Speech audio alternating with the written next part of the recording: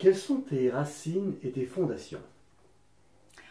Alors, mes racines familiales, donc il y a deux nationalités, français et italien. Voilà, français par ma mère, du côté de ma mère, et même je dirais plus parisien et parisienne que français, parce que c'était vraiment parigot à fond. Tout le monde était dans le 20e arrondissement, chacun dans une rue, mais tous très proches les uns des autres. Et du côté de mon père, bah, c'est l'Italie, c'est Cassina, c'est Pise. Voilà, avec l'expatriation de mes grands-parents, qui étaient jeunes, enfin de mon grand-père, qui était très jeune évidemment à l'époque. Je ne sais pas du tout d'ailleurs à quel âge il est arrivé en France avec ses parents, je ne sais pas. Et puis mon grand-père, alors qui était lui aussi, bon, l'italien dans toute sa splendeur, un très bel homme, toujours très bien mis, très bien habillé, très élégant, intelligent. Et il a épousé une Corrézienne d'un petit village de Corrèze. Et la vraie paysanne, et c'est pas péjoratif quand je dis paysan, parce que moi j'adore ce terme de paysan, maintenant on dit agriculteur, mais moi j'ai aussi de la famille paysanne. Et alors comment ils se sont rencontrés, j'ai jamais compris. Parce que de la Corrèze à Paris, j'ai pas compris. Mais bon, voilà. Et totalement différent, des caractères différents. Voilà, alors mon père tenait beaucoup de son père, de sa descendance italienne. Voilà, mais pas du bon côté caractère. Et puis maman, eh ben, maman c'était parisien et voilà. Tu sais pourquoi ton grand-père a été expatrié? Bah, je pense que, enfin alors je sais pas du tout. Il était né en 1898, donc je ne sais pas du tout à quel moment avec ses parents ils sont venus en France. Je sais pas du tout. Je sais pas. Et je sais pas pourquoi. En fait, on n'en a jamais parlé avec mon père. Mon père, c'était un peu un taiseux, on va dire. Alors, pas un taiseux parce que il pouvait pas s'exprimer, ou il n'avait pas d'idées, ou il n'avait pas d'opinion. Alors, pas du tout, parce qu'il était déjà très intelligent et très, très cultivé. Mais simplement, c'était son caractère. Donc, j'ai pas eu d'infos et je ne sais pas. Je pense que c'était parce qu'il devait rencontrer des difficultés financières et pour vivre et qu'ils se sont dit, bah, comme beaucoup, on va changer de pays et on trouvera peut-être mieux ailleurs. Ils sont montés sur Paris, plutôt de rester sur le sud de la France. Ben oui, oui, oui, oui, oui, oui, oui, oui, oui, sûrement, puisque mon grand-père était quand même parisien, vraiment parisien. Il n'a pas vécu ailleurs qu'à Paris. Hmm. Tu sais ce qu'il faisait comme métier? Ah oui, oui, absolument. Mon grand-père paternel, c'était un ébéniste. Il avait des mains en or. Il travaillait les bois précieux. Il avait des mains en or. Et d'ailleurs, il a très bien réussi dans sa vie. Hein. Je dirais qu'à l'époque, on aurait pu dire qu'il avait fait fortune. Mais c'est vrai qu'il avait un train de vie tout à fait respectable, mais à la force de son travail. Alors évidemment, à la maison, tout le mobilier venait de grand-père. Tout était fait sur mesure et tout en bois massif et en bois précieux. C'était absolument magnifique. Hein. Ça, jamais, jamais je n'ai retrouvé un tel travail depuis. Il t'en reste des meubles de ton grand-père? Oui, il nous en restait les derniers. Alors je me suis débarrassée d'une armoire qui était donc toute chevillée en bois. Il n'y avait absolument pas de métal, hein. Tout était en bois, tout était fait en bois. Et la dernière chose, j'en ai fait cadeau, enfin j'en ai fait cadeau, je l'ai légué à Emmaüs pour qu'ils le vendent. Mais c'était la dernière chose. Parce qu'en fait, moi, j'ai pas tellement d'attirance pour le mobilier ancien. J'adore le contemporain, j'adore les lignes très épurées. Et en fait, peut-être le fait d'avoir vécu tout le temps dans du mobilier ancien, fait maison, très structuré, très tarabiscoté, très travaillé en fait, je pense que j'en avais un peu ras-le-bol. Voilà, donc moi je suis plutôt en mobilier, c'est très contemporain. Non, je cherche. Mon frère en a, mon frère aîné en a. Il a, bon, bah, de toute façon, les pendules, une armoire, des lits. Oui, oui, il a des choses de mon grand-père. Bah oui, parce qu'évidemment, ça, c'était des choses, ça pouvait faire plusieurs générations. Hein. C'était d'une qualité extraordinaire, c'était pas de l'aggloméré, donc on pouvait se le transmettre. Qu'est-ce que tu peux nous dire de tes parents? Alors, de mes parents, bah, maman était une femme très discrète. très discrète, très dévouée à sa famille, fidèle en amitié. Elle avait quelques amis, pas une tonne d'amis, quelques amis, mais qu'elle a suivi toute sa vie. Et elle savait tout faire. En fait, elle savait tout faire. Quand elle était jeune, en fait, maman était modiste. Donc, bon, j'ai un tas de photos avec des merveilleux chapeaux sur sa tête. Et puis, ensuite, quand elle s'est mariée, qu'elle a eu les enfants, elle est restée à la maison pour élever ses enfants. Mais elle savait tout faire. Elle savait très bien cuisiner, elle savait coudre, elle savait tricoter, elle savait tout faire. Voilà, elle nous a habillés pendant des années, parce que je suis aussi d'une famille de couturières. La sœur aînée de maman était première main chez Chanel. Alors bien évidemment, j'ai passé mon enfance dans les dentelles, les tissus, les grands ciseaux, les mètres et les épingles. Voilà, c'était une fois par semaine, quand il n'y avait pas école, on se regroupait chez ma tante et les sœurs cousaient ensemble. Voilà, en fait nos vêtements, parce que maman pendant très longtemps, elle m'a fait mes vêtements, je crois, jusqu'à l'âge de 12 ans. Elle a dû me faire mes robes jusqu'à l'âge de 12 ans. Voilà, après j'avais envie d'autre chose. Hein. Mais, bon. Mais elle réussissait tout, alors je pouvais lui demander n'importe quoi et ma tante pouvait nous tailler n'importe quel vêtement sans aucun patron. Donc c'était vraiment, pour moi c'était une école extraordinaire, hein, celle de la couture. Hein. Ça n'a pas donné d'inspiration pour... Non, mais j'ai cousu parce qu'à l'époque au lycée public, nous avions des cours de couture et des cours de cuisine. Donc j'ai cousu, j'ai appris la couture à la machine et puis aussi à la main. Oui, j'ai appris aussi à coudre. C'est ton père? Alors, papa, il a démarré sa carrière, il était projectionniste de cinéma. Et il a terminé sa carrière. Après, il a travaillé, il était dépanneur des postes de télévision, les premiers postes de télévision et les anciens postes de radio à ampoule. Voilà. Donc il faisait du dépannage clientèle, il travaillait pour une société, il faisait du dépannage clientèle à domicile. Et ensuite, il a terminé sa carrière à la Société Anonyme des Télécommunications qui font les satellites. Voilà. Il travaillait dans un cinéma particulier à Paris en tant que projectionniste? Oui, petit cinéma de quartier. Parce qu'à l'époque, il y en avait quand même pas mal. Hein.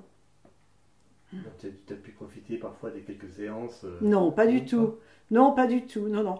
Il était avant-gardiste. Hein. Maintenant, les enfants, enfin mes enfants, ne donnent pas les écrans, ni les téléphones, ni la télévision aux petits. Mais moi, papa était complètement avant-gardiste parce que moi, je ne suis pas allée au cinéma quand j'étais jeune, non. Non, mais je pense que les films ne devaient pas être vraiment adaptés au jeune public.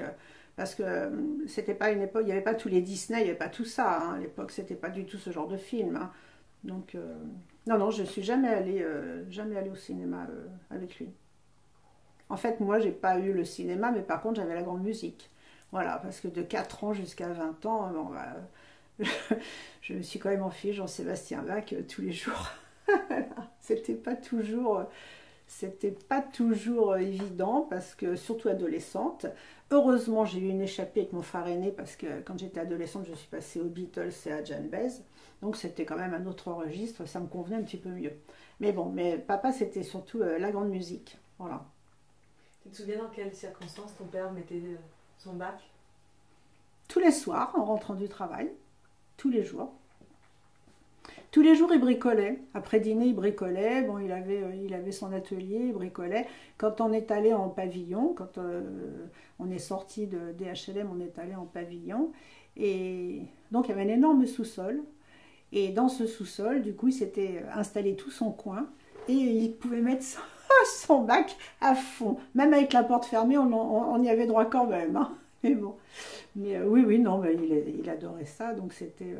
On faisait, nous, au jour de l'an, on était devant la télé pour le grand concert du jour de l'an. Hein. Ça, tous les ans, on avait le concert.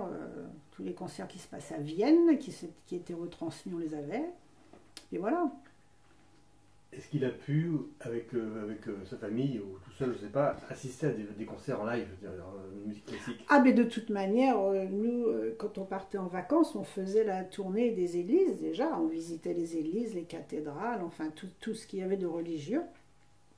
Et papa guettait sur les portes des églises s'il y avait des concerts d'orgue, parce qu'en fait, il adorait l'orgue, hein, Bach, mais surtout l'orgue.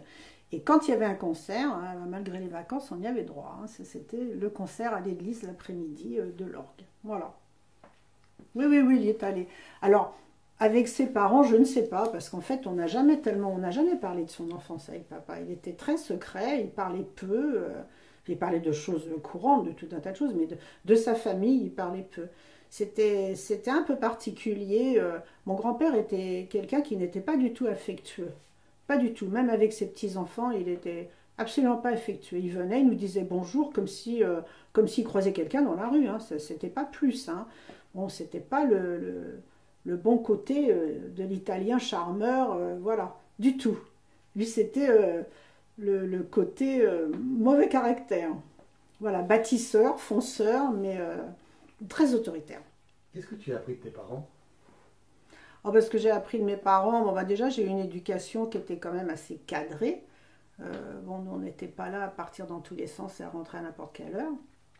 Même pour mes frères, hein, même quand ils étaient majeurs, enfin à l'époque c'était 21 ans la majorité, mais même quand ils avaient leur permis de conduire et leur voiture, c'était pas pour autant qu'ils auraient pu rentrer à 10 heures en disant je me mets les pieds sous la table. C'était pas comme ça marchait pas comme ça chez nous. Donc déjà, bon, une éducation, mais dont je leur sais gré parce que vraiment, ça te sert tout le temps dans la vie, une bonne éducation. Hein, voilà. Et bon, maman était quand même très cool, hein, très gentille, très, très, très tolérante. Et alors surtout, ce qu'ils m'ont appris, c'est surtout le goût du travail, parce que chez nous, rien n'était acquis. Il n'y avait qu'un seul salaire, il y avait 3 enfants. Et rien n'était acquis. Si tu voulais quelque chose, enfin, étant un petit peu plus âgé, vers les 18-19 ans, si tu voulais quelque chose, il fallait travailler. On travaillait l'été, on gagnait de l'argent. Moi, je me suis payé mon permis de conduire, je me suis payé ma voiture, voilà. Parce que c'était pas du tout la même époque. Les parents, surtout, nous payaient les études. Les études, alors l'école n'était pas payante, mais il fallait acheter des bouquins. Donc, Giberjeune, tous les ans, c'était quand même une sacrée somme pour les parents. Nous, on était 3 à la maison. Mon frère aîné a un peu étudié. Le deuxième aussi, un petit peu moins parce qu'il est allé sur des filières plus techniques. Mais en fait, nous, si on voulait quelque chose qu'il considérait comme un extra, fallait travailler. Voilà. Donc c'était vraiment le goût du travail qui m'a inculqué, le goût de l'effort, le goût du travail, et puis peut-être aussi cette envie de me cultiver, de comprendre, de chercher, parce que moi sur mon secrétaire tous les soirs, le dictionnaire il était ouvert. Hein. Puis voilà, et puis on faisait les devoirs, et on avait le dictionnaire, on n'avait pas Wikipédia, on n'avait pas tous les réseaux, et on cherchait, et le jeudi c'était la bibliothèque de la commune, et on passait l'après-midi à la bibliothèque, le nez dans les bouquins, voilà. Si je te dis, alors on était sur la musique, tu étais avec Jean-Sébastien Bach, si je te dis le caveau de la Huchette ou d'autres choses, est-ce que c'est oui, bien sûr. Oui, oui, oui. Ah bah oui, j'ai fait... Bon déjà le quartier Saint-Michel, le quartier latin, déjà je connaissais déjà tous les restos, évidemment, et surtout ceux qui étaient en cave, c'était les plus sympas, tous les restos de toute nationalité. Alors on a mangé toutes les cuisines, je crois, là-dedans. Et puis on a fait, un petit peu des cabarets, des choses... Bon, je ne les ai pas tous faits, hein. Bien sûr, je ne les ai pas tous faits. Parce que moi, j'ai vécu à Paris une partie de mon enfance, et ensuite nous avons déménagé, parce qu'à Paris, nous avions un petit logement, et on a déménagé à Orly, donc en banlieue proche, où là nous avions l'appartement avec la salle de bain, les toilettes séparées, donc il n'y avait plus de toilettes sur le palier, il y avait une vraie salle de bain, des choses qu'on n'a pas connues à Paris, parce qu'à Paris c'était les immeubles anciens. Dans le 20e, tous les immeubles étaient anciens, à l'époque. Déjà dans ces appartements-là, c'était réparti d'une façon assez bizarre, mais c'était le mode de vie de l'époque. Par exemple, si je prends l'appartement de ma tante, la sœur aînée de maman, tu as une petite entrée, tu as une toute petite cuisine en longueur, mais très très étroite, et vraiment petite. D'ailleurs, on a encore récupéré une cuisine en longueur quand nous sommes allés à Orly dans les nouveaux bâtiments, parce que c'était la mode à cette époque-là. Mais alors par contre, ma tante, elle avait une chambre qui faisait 25 mètres carrés, qui était pratiquement plus grande que le séjour. Et puis le séjour. Et les chambres d'enfants étaient minuscules. Les chambres d'enfants, elles devaient faire 6 mètres carrés. C'était des tout petits trucs. Et la chambre des parents était immense, le séjour des fois plus petit que la chambre. Enfin, il y avait des dispositions incroyables. J'ai jamais trop compris. Après, quand j'étais agent immobilier, je repensais à tout ça. J'ai jamais trop compris pourquoi ils pourquoi il faisait cette disposition. Et tous les apparts étaient comme ça. Hein. Tous les apparts étaient comme ça. Même si tu avais une belle salle à manger, tu avais une petite cuisine minuscule. Je ne sais pas du tout s'ils considéraient que la cuisine n'était pas importante. Pourtant, à l'époque, les gens cuisinaient. Hein. Beaucoup.